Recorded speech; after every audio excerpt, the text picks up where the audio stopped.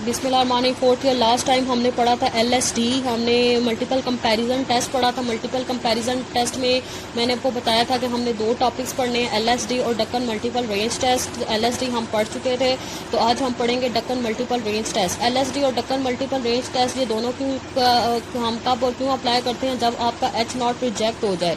H0 reject हो जाए मतलब आपके रिजल्ट सिग्निफिकेंट हो जाए, तो तब हम इस टेक्निक को यूज़ करते हैं। क्योंकि H0 जब रिजेक्ट हो जाता है तो आपके मीन्स क्या हो जाते हैं? अनइक्वल हो जाते हैं, ठीक है, वो इक्वल नहीं होते। तो इसीलिए हम ये टेक्निक्स को अप्लाई करके अपने मीन को इक्वल करते हैं, ठीक है। ये डक्कन मल्टीपल रेंज टेस्ट ये आप तब अप्लाई करते हैं जब आपका H0 रिजेक्ट हो जाए। अगर सपोज आपका H0 एक्सेप्ट हो जाता है तो फिर आप इस दोनों टेक्निक को अप्लाई नहीं कर सकते। ये दोनों टेक्निक आप तब अप्लाई करते हैं जब आपका H0 रिजेक्ट हो। H0 एक्सेप्ट हो तो फिर आप इस टेक्निक को अप्लाई नहीं कर सकते। तो आज हम डक्कन मल्टीपल रेंज टेस्ट को देखेंगे। तो डक्कन मल्टीपल रेंज टेस्ट में आपने सबसे पहले RP की नोटेशन फाइंड करनी है। इस RP को हम कहते हैं लीस्ट सिग्निफिकेंट रेंज। तो RP का फार्मूला है Q alpha P V under root S square by R। अब ये S स्क्वायर जो है ये आपका मीन स्क्वायर एरर है। ये मीन स्क्वायर एरर कहाँ से आता है? इनोवा टेबल से आएगा। R आपकी क्या है? रोज हैं। और P आप की वैल्यूज होती हैं, P आपका 2 से लेकर K तक जाता है। K आपके होते हैं नंबर ऑफ कॉलम्स या नंबर ऑफ ट्रीटमेंट। कॉलम को हम ट्रीटमेंट भी कहते हैं, ठीक है। जो आपकी कॉलम्स होती हैं उनको हम ट्रीटमेंट भी कहते हैं। तो K जो है ये आपके नंबर ऑफ कॉलम्स हैं। जितने आपके कॉलम होंगे वो 2 से स्टार्ट होके अगर आपका K 5 कॉलम्स हैं तो 2 से ये 5 तक रेंज जाएगी, ठीक है। अल्फा आपका अल्फा जो आपको 0.05 या 0.01 जो आपको गिवन हो वो आपका अल्फा होगा। और V जो है ये आपका डिग्री ऑफ फ्रीडम, जो एरर का डिग्री ऑफ फ्रीडम होता है ये V है आपका, ठीक है। जो एरर का डिग्री ऑफ फ्रीडम होता है उसको हम V कहते हैं, ठीक है। अब हम इसका न्यूमेरिकल सॉल्व करते हैं। न्यूमेरिकल सॉल्व करके आपको ज़्यादा इसको अच्छे से आपको समझ आ जाएगा। 20.30 हम एग्जाम क्वेश्चन देख लेते हैं। एक्सरसाइज का क्वेश्चन है, तो इसमें आपको वैरायटीज दी हुई हैं, 5 वैरायटीज दी हुई हैं, आपको कॉलम्स दी हुई हैं, ठीक है। अब आपको कॉलम जस्ट आपको कॉलम्स दिए, इसमें रो मेंशन नहीं है, तो आप समझ जाए कि ये कौन सा नोवा है? 1 वे अनोवा है, ठीक है। 2 वे अनोवा में आपको रोज और कॉलम्स भी गिवन होती हैं, लेकिन 1 वे अनोवा में जस्ट आपको कॉलम्स गिवन होती हैं। तो ये 1 वे अनोवा है। इसमें A पार्ट में वो कह रहा है कि आप इसकी हाइपोथेसिस टेस्टिंग करें, और B पार्ट में वो कह रहा है डक्कन मल्टीपल रेंज टेस्ट को उसको टेक्निक अप्लाई करें। तो H0 वही जिस तरह आपके 5 कॉलम्स हैं तो 5 मीन को इक्वल करें, और H1 में 5 मीन को नॉट इक्वल करें। सेकंड अल्फा, थर्ड आपका जो फार्मूला होता है 1 वे अनोवा, सारा ये 1 वे अनोवा का से इसको सॉल्व करेंगे हम, ठीक है। तो 1 वे अनोवा में जिसका आपका F क्या होता है? Mean square treatment divided by mean square error. और डिग्री ऑफ फ्रीडम V1 क्या होता है? T-1, और V2 क्या होता है? N-T। इसी तरह आप इसकी कैलकुलेशन करें, V1 V2 V3 V4 V5 लिखें। यहाँ पे आप टोटल निकालें, समीशन JXIJ स्क्वायर निकालें, और यहाँ पे T.J स्क्वायर और समीशन IXIJ स्क्वायर निकालें। और यहाँ पे अब आपने ऐड करना है, मीन्स भी आपने निकालने, ठीक है। डक्कन के लिए आपको क्या करना पड़ेगा? आप मीन्स भी निकालने पड़ेंगे। तो V1 सारा डाटा लिखें। V1 का यहाँ कॉलम वाइज इस तरह टोटल है, ठीक है, कॉलम वाइज टोटल है, फिर उसका ग्रैंड टोटल है। तो ग्रैंड टोटल क्या आ जाएगा? 792.1। इसी तरह आपने इसको बाकी टेबल को खुद कंप्लीट करना है। रो वाइज भी टोटल है और फिर उसका ग्रैंड टोटल है। यहाँ पे स्क्वायर्स का टोटल लेके यहाँ पे लिखें, फिर स्क्वायर का ग्रैंड टोटल है, और यहाँ पे आपने क्या करना है? T.J स्क्वायर का यहाँ पे टोटल है, और फिर उसका T.J स्क्वायर का सम लें तो वो ये आएगा। इसी तरह आप इन वैल्यूज का कॉलम वाइज स्क्वायर का सम लें और फिर उसका ग्रैंड टोटल लें तो वो क्या आएगा? 4220.4.11। इस तरह रोज और कॉलम में आपका समीशन I और XIJ स्क्वायर सेम आना चाहिए। अब आपने मीन्स निकालें, तो मीन्स आप कैसे निकालेंगे? V1 का मीन निकालना है, तो V1 का मीन आप कैसे निकालेंगे? 146.8 को 3 पे डिवाइड करेंगे, क्योंकि ये 146.8 का क्या मतलब है? ये V1 का टोटल है, ये टोटल है, ठीक है। ये V1 का क्या है? टोटल है। तो V1 के टोटल को नंबर ऑफ ऑब्जर्वेशन पे डिवाइड करें, ठीक है। तो 146.8 डिवाइडेड बाय 3 तो आपका ये आएगा 48.93। 165.2 डिवाइडेड बाय 3 तो आपका क्या आएगा? 55.07। इस तरह आप ये मीन्स निकालें। 5 वैरायटीज के आपके क्या आ जाएंगे? मीन्स आ जाएंगे, ठीक है। अब आगे हम मीन्स को आगे हम इस टेक्निक में डक्कन में अप्लाई करेंगे। तो सेकंड, इसके बाद अगला स्टेप क्या होगा? आपका CF, ठीक है, जो 1 वे अनोवा का जैसा CF निकलता है, total SS between sample SS error sum of square, जिस तरह 1 वे अनोवा से आपने सॉल्व करना मैंने आपको सिखाया था, सारा वैसे ही करना है। फिर आपने नोवा टेबल बनाना है। नोवा टेबल में आप क्या लिखते हैं? Between sample, with in sample और टोटल, और degree of freedom mean sum of square means के रेफ रेशो। तो बिटवीन सैंपल, क्योंकि 5 का डिग्री ऑफ फ्रीडम क्या होता है? T-1, तो ट्रीटमेंट टोटल 5 हैं, तो 5 - 1 4, और आपके टोटल नंबर ऑफ ऑब्जर्वेशन 15 है, तो 15 - 1 14, तो 14 और 4 को माइनस करें तो V 10 आ जाएगा। तो ये 10 आपका V है, ठीक है। जो एरर का विद इन सैंपल का क्या मतलब होता है? एरर, विद इन सैंपल हम एरर भी कहते हैं। तो एरर का जो डिग्री ऑफ फ्रीडम है उसे हम वी कहेंगे। इसी तरह सम ऑफ स्क्वायर निकालें, मीन स्क्वायर निकालें, तो जो एरर का मीन स्क्वायर है उसको हम MSE कहेंगे। इसी तरह एफ रेशो निकालें और फिर आप इसकी टेबुलेटेड वैल्यू निकालें तो 3.48 आएगी। अब आप इन दोनों को कंपेयर करें तो आपका एच नॉट रिजेक्ट हो रहा है। सो अब हम ढक्कन को अप्लाई कर सकते हैं। अगर आपका एच नॉट, सपोज अगर आपको क्वेश्चन में मेंशन हो कि आप ढक्कन को अप्लाई करें लेकिन आपका एच नॉट एक्सेप्ट हो रहा है, तो फिर आप नीचे मेंशन कर दें कि आप इसमें मेथड में ढक्कन अप्लाई नहीं कर सकते क्योंकि आपके रिजल्ट इज नॉट सिग्निफिकेंट आए हैं। ठीक है, कि आपके रिजल्ट नॉट सिग्निफिकेंट है, आपका एच नॉट एक्सेप्ट हो रहा है, इसलिए आप ढक्कन को अप्लाई नहीं कर सकते। अगर आपका सपोज कभी एच नॉट एक्सेप्ट हो जाए तो आप ये नीचे लाजिम मेंशन करना अगर क्वेश्चन में गिवन हो। ठीक है, इससे एग्जामिनर को पता होगा कि ढक्कन का मेथड दिया हुआ था, क्वेश्चन सॉल्व करने को दिया था, लेकिन एच नॉट से एक्सेप्ट हो रहा है तो बच्चे ने मेंशन कर दिया, इससे आपको मार्क्स मिल जाएंगे उसके। ठीक है, तो इस तरह अगर, लेकिन जब आपका एच नॉट रिजेक्ट हो रहा हो तो फिर आप ढक्कन को लाजमी अप्लाई करेंगे, ढक्कन की LSD जो क्वेश्चन में गिवन हो। तो बी पार्ट में अब हम ढक्कन को अप्लाई करते हैं। तो मीन स्क्वायर एरर आपका 10.57 है, रो आपकी 3 है, बी आपका 10 है, आपके जो कॉलम्स हैं के मतलब वो 5 हैं आपके। तो mean square error divided by R under root, ये टर्म निकालें तो ये टर्म आएगी 1.877। तो आपका ये RP का फार्मूला है, तो RP के फार्मूले में ज़रा थोड़ी सी पुटिंग कर लें। तो Q अल्फा आपका 0.05 है, P आपको P को एज इट इज़ लिख दें, V आपका 10 है और इसको भी अभी फिलहाल एज इट इज़ लिख दें। तो P आपका कहाँ से कहाँ तक जाता है, 2 से लेकर K तक जाता है। अभी आपका K क्या है, 5 है, तो आपकी रेंज कहाँ से कहाँ तक जाएगी, 2 से लेकर 5 तक जाएगी। P आपका होगा 2 3 4 5।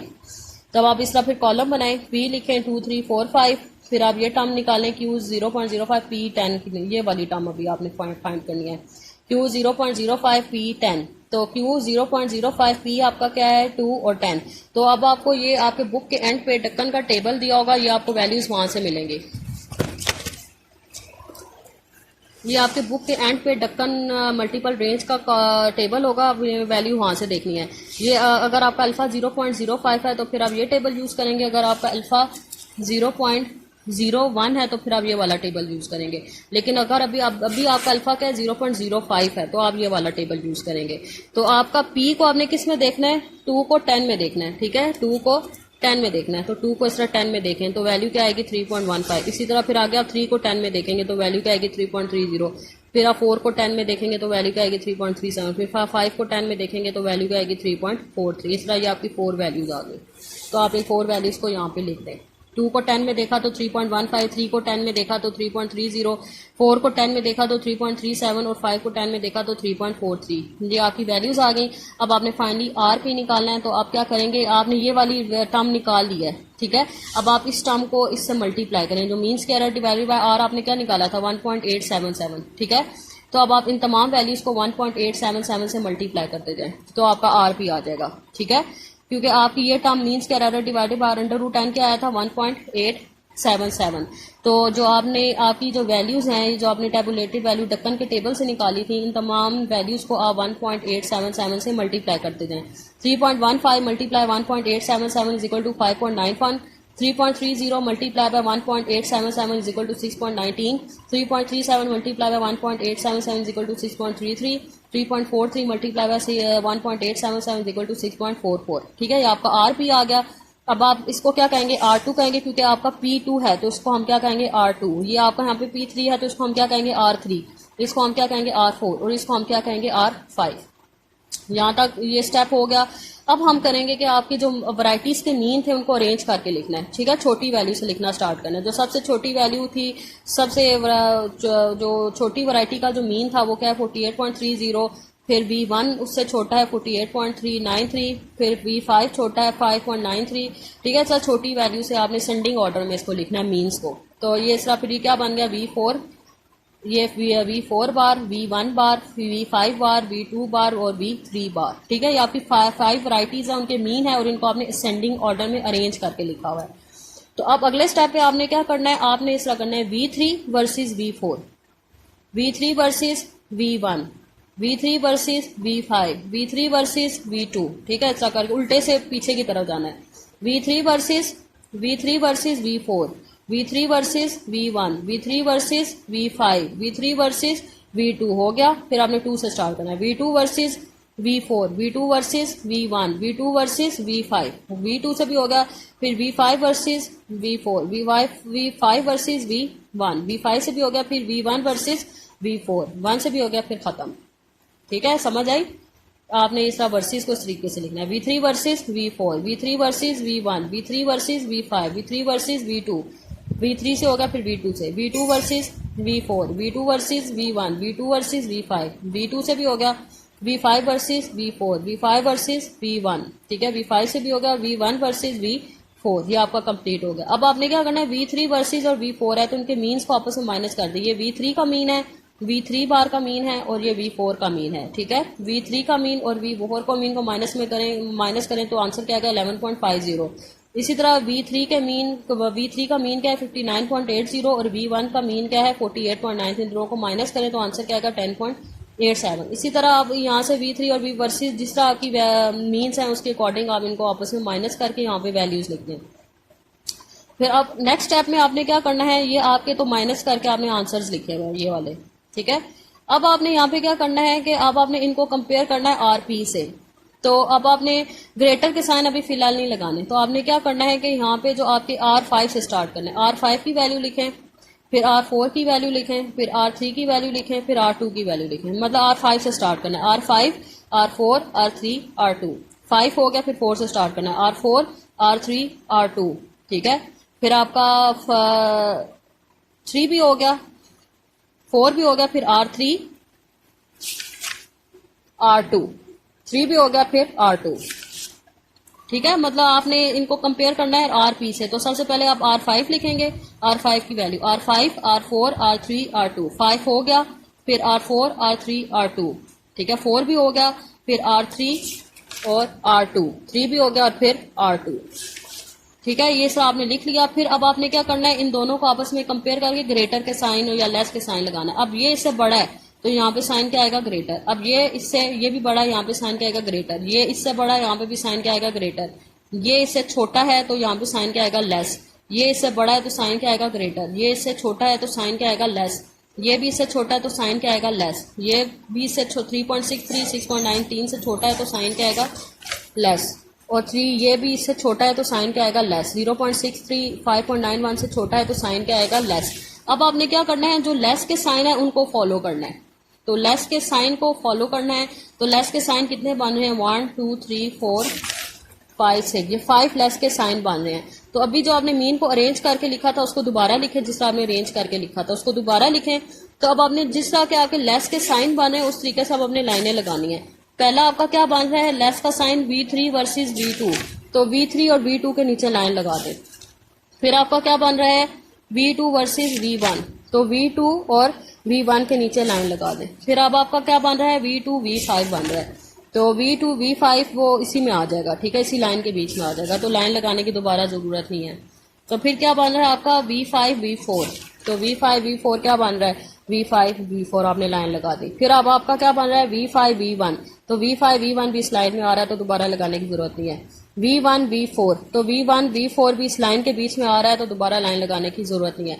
तो ये आपने इस तरह लाइंस लगा के ये बता दिया है कि ये मीन्स आपके इक्वल हो गए, सो आपने इन मीन्स को आपस में इक्वल कर दिया। ठीक है, ये डक्कन मल्टीपल रेंज टेस्ट की बस यहाँ तक टेक्निक थी, ये आंसर आपका आ गया।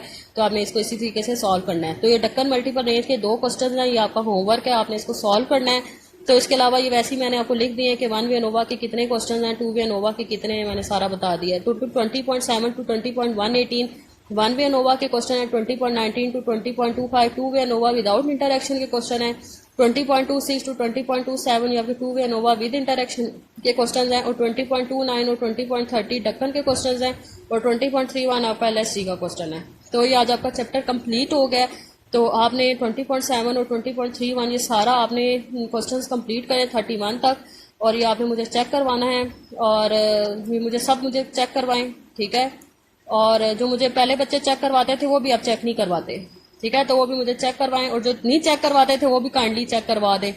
ठीक है, फिर आप लोगों के लिए मसला होगा, फिर बाद में आपको समझ नहीं आएगी तो प्रॉब्लम होगी आपको। तो इसीलिए क्योंकि अभी साथ साथ आप करेंगे, कोई समझ नहीं आती तो मुझसे पूछ लें, फिर आपको समझ ऐसा आता जाएगा साथ साथ। तो ठीक है, अल्लाह हाफिज़।